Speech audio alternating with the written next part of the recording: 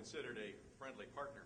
It's still our partner in agriculture, of course, but sometimes not quite as cooperative and friendly. Nevertheless, we head to the field for the coming year. There are a lot of issues that need to be addressed when your furrow openers first hit the soil. And to address those, we have called upon Dennis Bowman. Dennis is a crop systems specialist and educator with the University of Illinois Extension.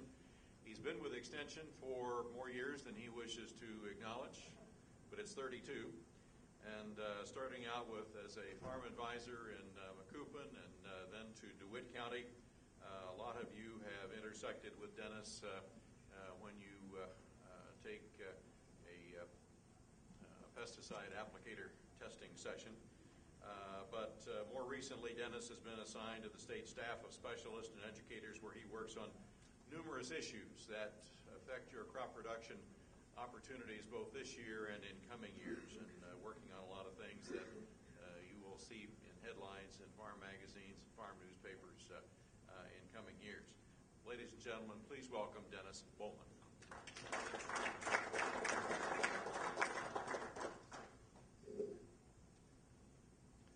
Good morning. As Stu said, I have been in Extension for a little while, and one of the things about Extension is that we are often the last resort that many people have, or if they don't know who else to ask a question, they will call Extension to do that. And one of my favorite Extension stories that I can relate is in my role as a regional agronomist. Since I've been serving East Central Illinois as a regional agronomist since 1992, and when I took that position over, one of the areas that was included in my territory is the Arthur and Sullivan and Arcola, Tuscola area with Amish farmers. And I did a couple of programs in that area with them early on and got some credibility with them, and started getting a lot of phone calls from those folks, and they're really good clients to work with. But one morning I got a call from an Amish farmer, and they had been filling their silo the day before. And his question for me was, he knew that it was dangerous to go back into a silo once you start filling it, because once it starts ensiling, silage gas can be deadly. And he called up and said, we were harvesting the silage yesterday afternoon. We worked late, but when we got done, we didn't level off the silage in the silo. And he would really, he's really conscientious, and he wanted to have that level in the silo so it would be more even and would ferment better. But he did know that you weren't supposed to go back in there. And he wanted me to tell him that it was quick enough that he could go in the next morning and not have a risk. And I said, I just can't do that. I cannot advise you that it would be safe to re-enter that silo. It's just not a good idea. And he goes, well, don't take this wrong, but we've got a lot of cats.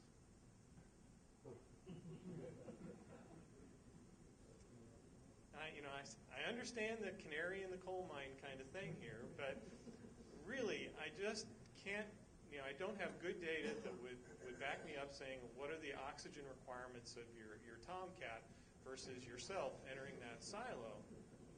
So I just don't do it. And so I don't know what happened there eventually, and what he ended up doing, but that's just one of my favorite Extension stories from the years.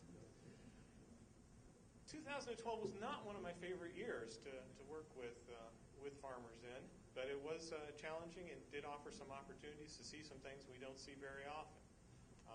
And it also made me really appreciate some of the things that we missed last year. And this is one of the items that we missed last year, our running tile line. It had been a while since a lot of the state that we've seen running tile lines.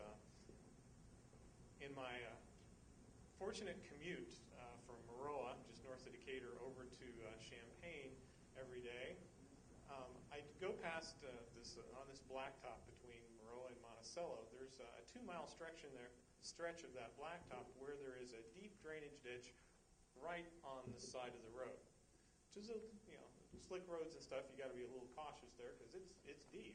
But one of the benefits is that about every 150 feet along that embankment, there's a tile line that sticks out. And so I can really quickly just kind of slow down, go along there, and see what kind of activity is going on. And it wasn't until basically about a week and a half ago that I saw any real flow through those tiles. And then over the last couple of days, more of them are starting to run, and as of yesterday, the water level is up about halfway up on that tile outlet already. So that's some encouraging signs that we're going to hopefully have some soil moisture going into this season. Jim had some good thoughts about that of what our outlook looks like. But we do have unusual situations. We have to always consider that there are extreme events that can happen. This is from 2 years ago, my back patio up in Maroa. My son and I were in the process of grilling some steaks, and all of a sudden the sky turned green, and this is the first time I'd really seen quarter-size hail. Heard about it, but it was pretty nasty.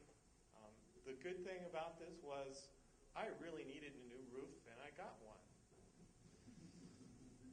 So, I'd been putting it off, and there it came out. And a half mile away, this is what one of our neighbors' fields looked like. So we do see these challenges. We have these unusual events. It's not always drought that we're dealing with, but we do seem to see a lot of extreme events. One of those being hail. You can see the dimples in the soybean field from all the impacts.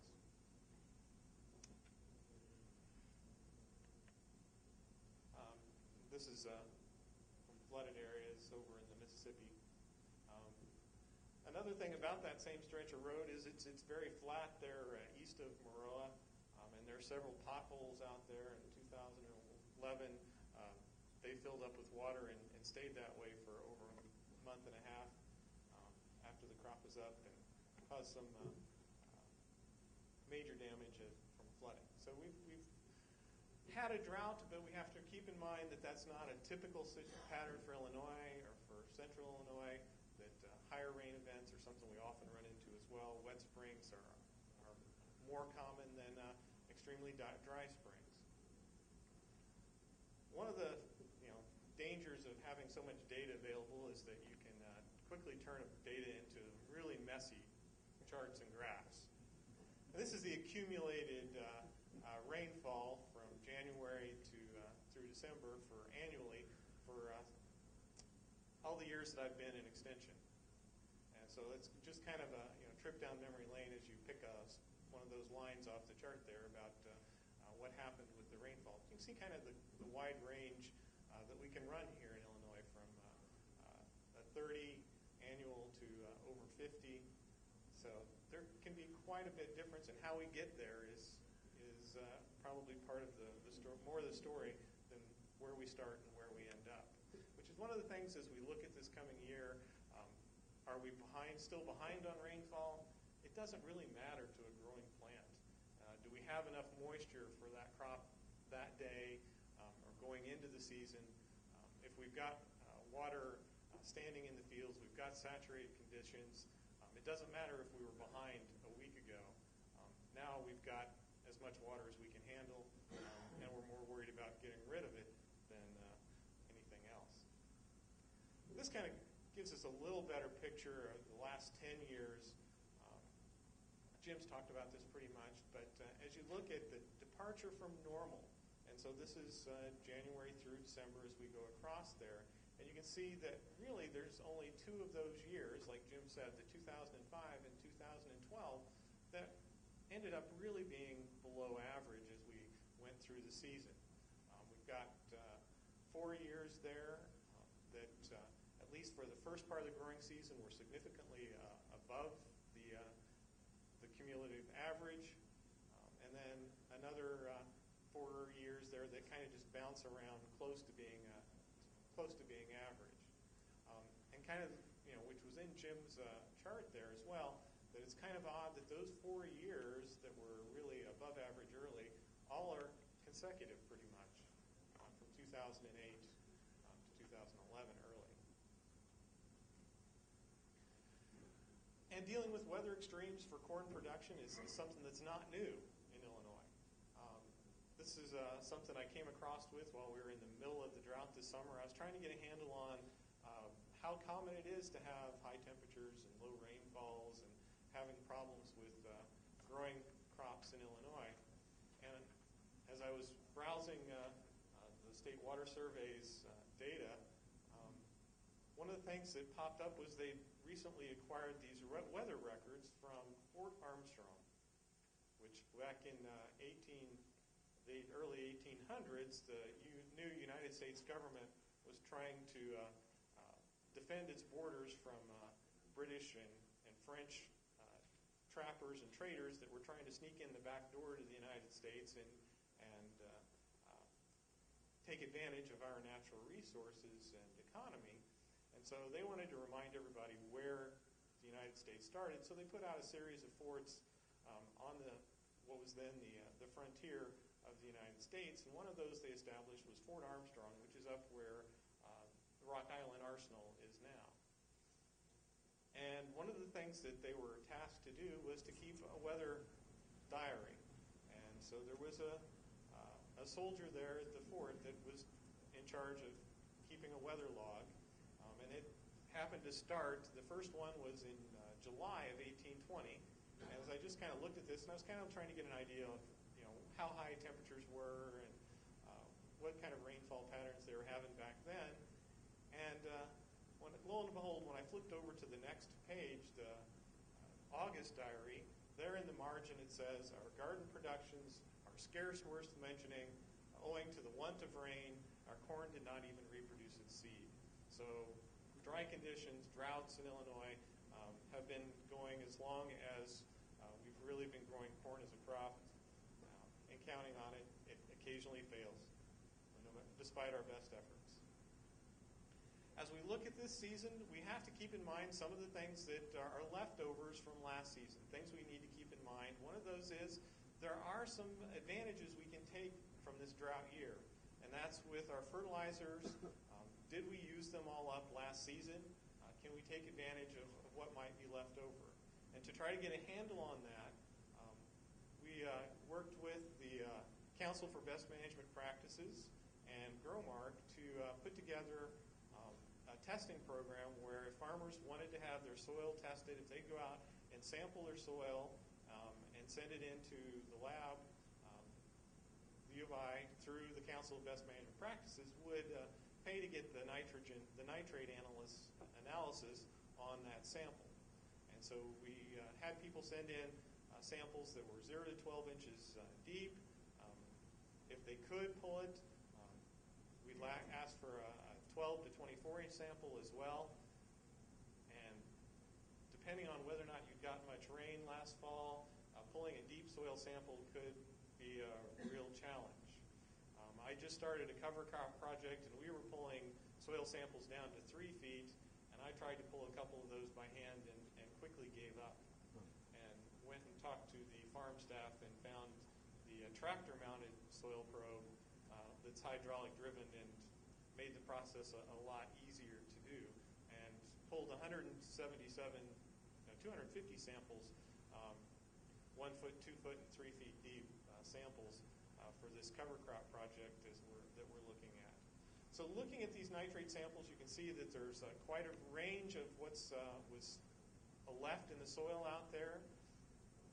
But you can see in those red dots that there are fields out there where there was a significant amount of nitrogen that was left over that still was testing in that 0 to 12 inch depth. Really, if we want to cut our nitrogen rate, we'd like to see that second foot so we can count how much total is in the top 2 feet of soil to make a decision on. So as we're trying to see if we can get a credit for that nitrogen that's left over, a couple of different ways we can do that. One is kind of an indirect method where we kind of try to just estimate how much N is left based upon what kind of yield we have. We know that corn grain contains about 0.6 pounds of nitrogen per bushel. So based upon what your corn yield was, that's how much nitrogen you removed from the system. So if you'd applied 180 pounds of N, expecting a much better crop than you had, and you would have, but only grew 100 bushels. So if you grew 100 bushels, you removed about 66 pounds of N. You applied 188. So you could have had, after harvest, about 114 pounds of N left in the soil.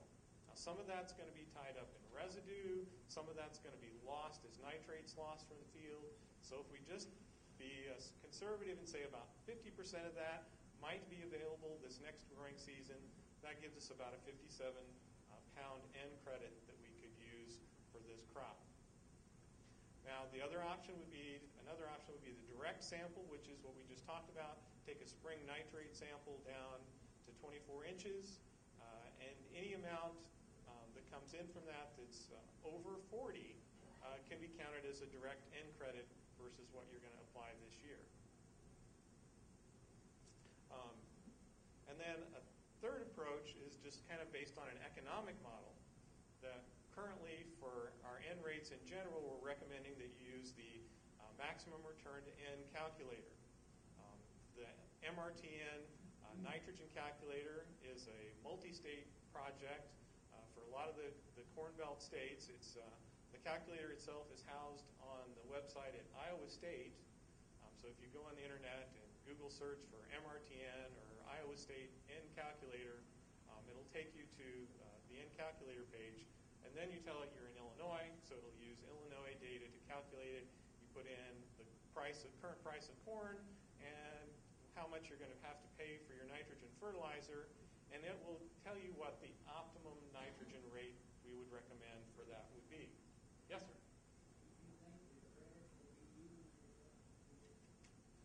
That's why if you're going to do it, if you base it off of yield, then if your yield is somewhat average, I mean, you know your field and how your yields vary. So there was a lot of variation last year, so you're going to have to make a judgment on, do you want to move that a little up or down based upon what you saw in the field, how much of it was high, how much of it was low. On average, then you're going to come up with that. If you're doing it on a soil sample basis, make sure you get samples from several subsamples that you blend together, or maybe you do one sample from a better area of the field and one sample from a poor area of the field. But I think you could probably go with taking a credit across the whole thing. But again, use your information on how variable that field was as you're making that decision. Again, if you've got any questions, please call them out here, because if you've got stuff, yes, John.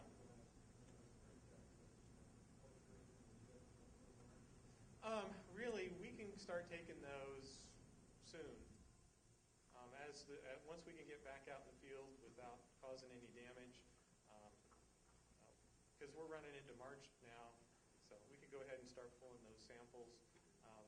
The closer we get to planting, the more accurate they're going to be about how much is left, but you're going to have less time to make that decision. So if you're planning to go with a side dress program, then wait as long as possible to make that decision. But if you've still got to put pre-plant N down ahead of planting, then you're going to have to allow time to do that, to get that sample pulled, get it off to the lab. Last fall, they were getting those answers back to us really quick. Within a couple of days, I was impressed with how fast they were. I think we can do that. But I'd go ahead and start pulling those as we get into as soon as we can comfortably get out there in the field without causing some major damage. Any other questions at this point as we're going through this? On the MRTN, one more point though, as you get to that optimum, it's going to give you an optimum, but it's also going to give you a range. And the range that it tells you on the MRTN calculator from the low to the high basically is the top of the profit curve. And so from any point in there, you're within $1 of your maximum profit from the low to the high. And so this year, thinking that we've probably got some leftover end but not know how much it is, then we go to the low end of the range. So we're not taking a huge amount of N risk there. We're still within that dollar, but we've cut back on our expense for N without putting ourselves at a great deal of risk to do it. So that may be an approach that you could look at as well.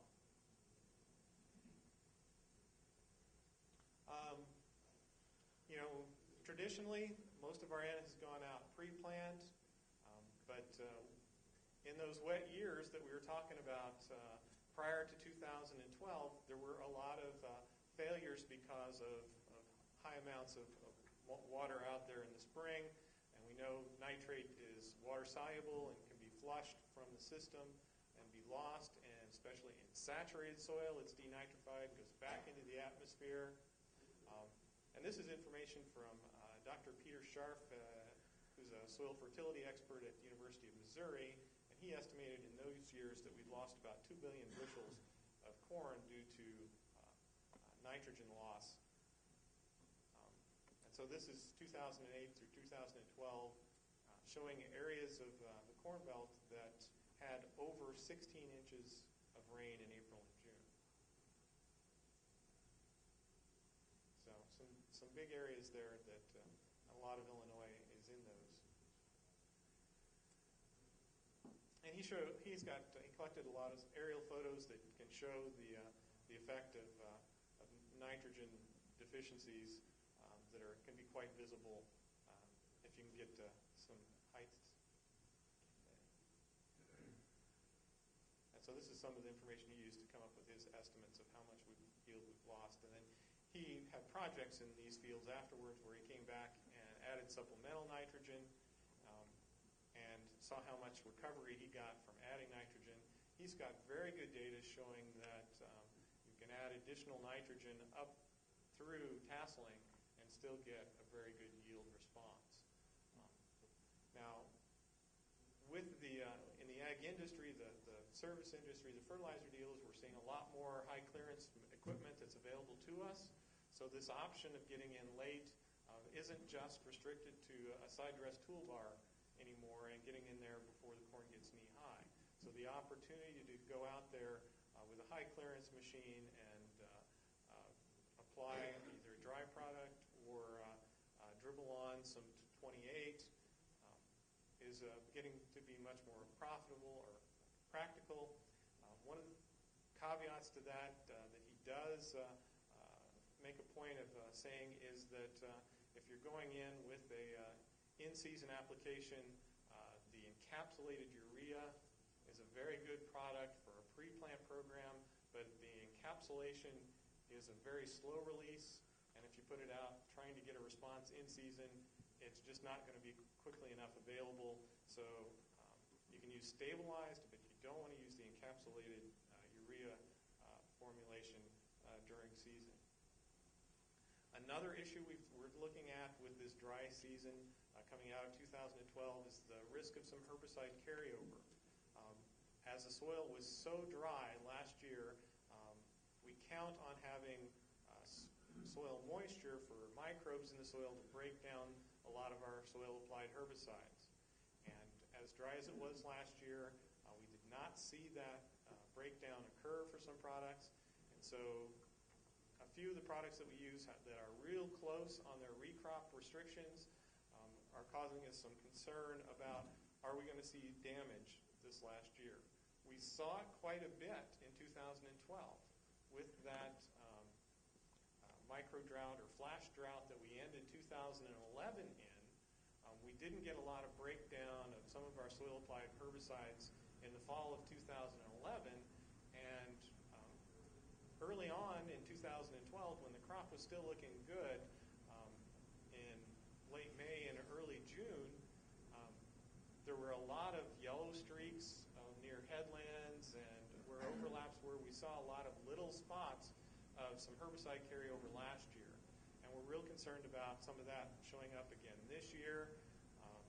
There are a few products that we're concerned with. One of the nice things about having, there aren't a lot of nice things about being moved to campus from a field office, but there are some things that have been nice, and that's being in the same building as Aaron Hager and his technician, his researcher, Doug Maxwell. And they keep me informed about what they've got going on. And they've been doing a lot of greenhouse work with soils that they've pulled from their herbicide treatment plots on our different research farms, where they pulled soil from our fields and took them to the greenhouse and planted wheat and oats and corn and beans in them to see what kind of response they got. And last fall, we were seeing some significant restrictions from some of our plots. And so you can see that we are concerned that there could be some visible carryover symptoms. Now, the key herbicides that we're kind of looking at that are more prone to this kind of a carryover are atrazine, simazine, imizaquin, imazethropur, homosafen, mesotrione, and chlorimiron. Specifically, one of the ones that showed the most often showed some plant injury in their greenhouse studies was Flexstar. So we're a little concerned about that. One of the soil microbiologists there in the crop science department said that in her experience, she had never seen the soil microbial activity as low as it was coming out of last summer. As hot and as dry as the soil was, the normal soil microbes were just hammered hard, just like our crops were. And so we count on those, and those have to recover so that we can get this breakdown. So there are some concerns. If you do have those, if you use some of those products, you've been up, there were late applications, you used the higher rates, you may want to think about pulling some soil and doing your own little bioassay. We've got instructions on how to do that. You can find those on the internet, or give us a call and we can kind of give you some hints on how to go about doing that successfully to see if you see any results from your own soil. But again, you're probably going to be most likely to see this any place that there was some kind of an accidentally heavier rate that got applied in point rows or headlands or where turns were out in the fields. What can you do about this? Tillage to try to decrease the concentration in the root, in the seed germination zone, in the shoot zone, can help hopefully help dilute that a little bit, spread it out so that we don't have quite as those hot spots aren't quite as hot. If we can plant a little bit later to give it more time to break down, or consider not rotating in that field if it seems like it's going to be a severe problem. Realizing that the corn, from the time we put it in the ground, every step along that growth period is critical. Starting off, we've got to get a good stand to have a good population so that we can have enough plants to make ears. And then as that plant starts to develop, it starts to determine how big that ear is going to be very early on. And then we get into the reproductive phase, and we've got to have the pollen to fertilize that ear. So there are many, many steps along there. Just pretty much any stress at any point along that whole process is going to cost us yield. Soybeans we saw don't quite work that way. Last year we basically saw soybeans go in, come up, get established, and then stop. And they started blooming a little bit early, and they just kind of held on and waited until the rains started. We started getting some rain in August, and then they held on long enough, and we got some rain, and they came back, and it was pretty miraculous how well they did in that situation, coming out of that drought and holding on long enough to get some moisture and actually make yield for us. So another reason not to abandon the corn-soybean rotation. Yeah, so we saw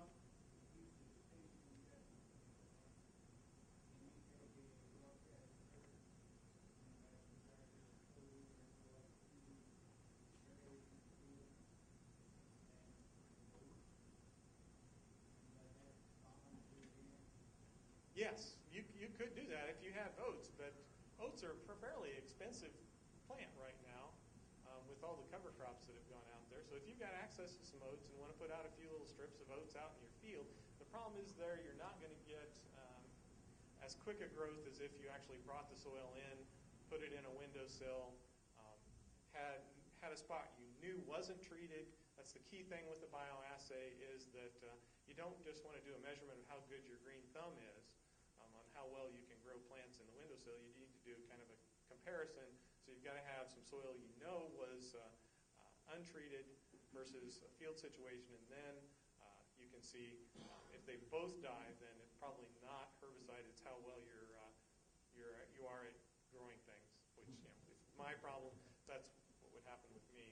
I'd kill them both probably if I was trying to do it. But that, I mean, you could do that if you think it's going to give you enough warning ahead of time.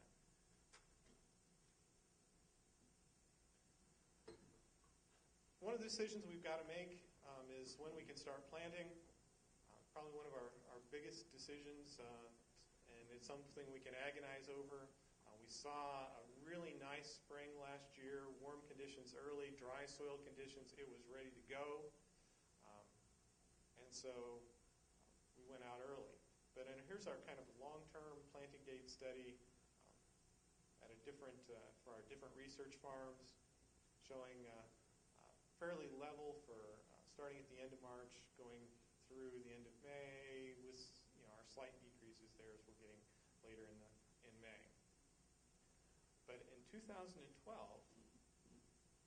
in Urbana, at our regular planting date study, because things were so nice, we decided we'd go ahead and put out one planting 2 weeks earlier than we planned. And so we went out on about March 16th, 17th, and planted our first set of plots. And they got up and they looked really nice. They were growing pretty well. And then on April 11th, we got hard frost, hard killing freeze in Urbana. There was an April 1st planting date, and it had just spiked. All pretty much, probably 90-95% of the April 1st planting had just broken the surface, and the little corn spike was just barely out of the ground. And so my office is right next to Emerson Nafziger, and we'd both been out looking at this, and we said, it'd be real interesting to see what happens to that April plant, to that mid-March planting. We didn't know if anybody had really done this too much, so we picked one of the rows in that planting date study, and I marked and measured every plant in that row, and followed it all the way through the season to see what happened to it. And so this is a week after, or this is the day after the frost, and you can see them wilting down. Now, corn plants, we know from their physiology that their growing point, before they get to about the 3 to 4 leaf stage, the growing point is below the ground. And we've always said that frost before that stage really doesn't do a whole lot of damage to corn. How many of you ever heard somebody say that? It is not true. Especially when the soil is dry. Because with that dry soil, the soil wasn't able to hold heat. Because to cool down that wet soil takes a lot more energy, absorbs a lot more energy than a dry soil does. And so under that conditions, that frost we had that night, where the soil or the air temperature dropped down a little after midnight, it dropped below freezing, and it didn't get above freezing until after the sun came up. And it spent about 3 hours down close to 127 degrees. And that was a killer for a lot of these plants. And so you can kind of see where the ground level is, right about here. The growing point still down here, probably 3/4 of an inch below the surface. But you can see that whirl is pretty much all mush where does the living and the dead stop? It's kind of hard to tell. So we tried to kind of evaluate these plants. Here's kind of a week after the frost event. I rated each of these plants and came up with my own rating scale after looking at these plants and trying to break them down into groups. I came up with this 5-point rating scale, and you can kind of see there from April 1st down to 19 days after the frost event that April 1st there were 12 plants in that picture there. And the same picture basically from the same spot. 19 days later there's only 7 plants that really are still actively growing. So the rating scale I gave it was a 1, just showed a little bit of tip burn on the leaves. A 2 showed some significant leaf burn, and up to about 2 leaves appeared to be destroyed. 3 was pretty much most of the top was cut back. 4 was there was still a little bit of green tissue, but the exposed whorl that you could see was not showing any living healthy tissue. And 5 was basically there was no sign of green tissue at that point. So again, 1 was leaf tip burn, but not more than a full leaf destroyed. 2 was about 2 leaves destroyed. 3 was several missing leaves, but the whorl itself was still showing green. 4 was the total whorl was basically wilted, but there was still a little green stem showing. And then 5 was dead or less than 1/8 of an inch of green visible. So really, to evaluate a frost-damaged plant, you need to wait about 5 days to a week, and then look at them to see what kind of regrowth and what's still green. The day afterwards, it's kind of hard to tell what you're actually going to get in the long term. So of my ratings there from 1 to 5, there were 78 plants that had the least damage, 34 the rating of 2, 14 at 3, 27 at 4, and 22 at 5. So it kind of breaks down into those percentages. So about 30% of the plants were in the 4 to 5 category. So we followed these plants all the way to harvest. Then I went out and I picked random samples of ears from the different categories of damage from that early rating.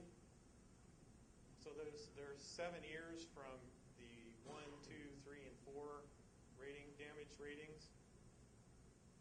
And of the 22 plants that had the damage rating of 5, only one of those ended up with an ear at all.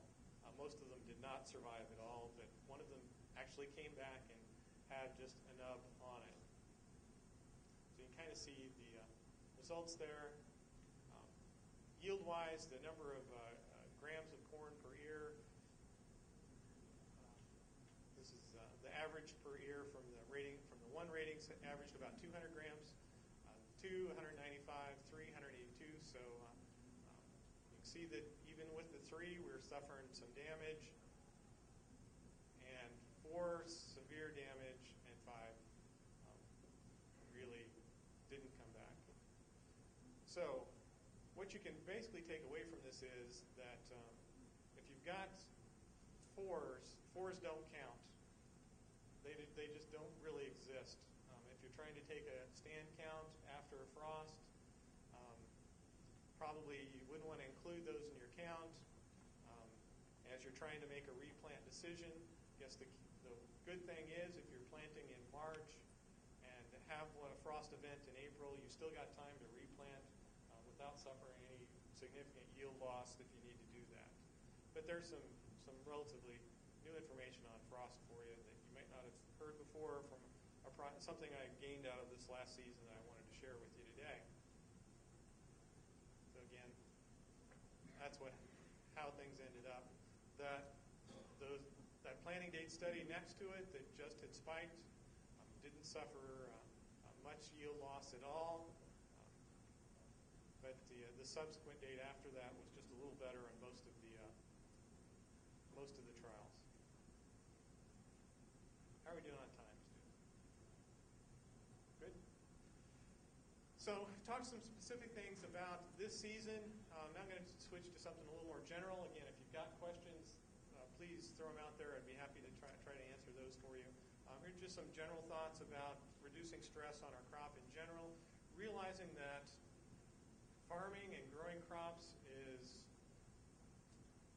we apply a lot of science to it, but there are so many interactions that are involved. It's hard to predict what's going to happen, and we need to try to set things up so that the things that we can control will make the environment as good for that plant as possible. But there are these interactions that are just severely complex. How bad that frost would have been if the soil had been moist. That interaction there was a key thing. Last year we saw minor variations in planting depth making big differences in plant growth. How quickly did that plant's roots get to water? Did they grow fast enough that they could follow that water profile in the soil as it went deeper? So we saw some unusual things last year. Minor differences in planting date or depth made huge differences out in the fields. So all these interactions are things that we have to consider, and it's a very, very complex system. And as we look at, a drought year, but one of the things we do seem to see and one of the things Jim Angel talked about was the amount of intense rain events. Whatever you think about climate change or global warming, most farmers will agree they think they're seeing more intense weather events. And as we look at the number of rainfalls we get that are over 1.5 inches, that seems to be increasing with time. And our farming systems set up to deal with big rain events like that? Our conservation practices and waterways built to withstand some of these more intense pressures?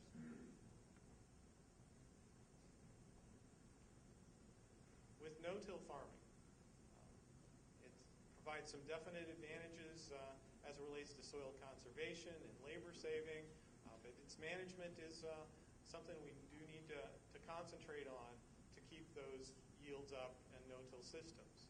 So key thing is dealing with residues, especially in continuous corn. We've got more residue to deal with, so we need to make sure we're doing our best job of managing that residue. And then fresh organic matter coming from winter annuals or cover crops. Cover crops are becoming much more common, a lot of interest in those.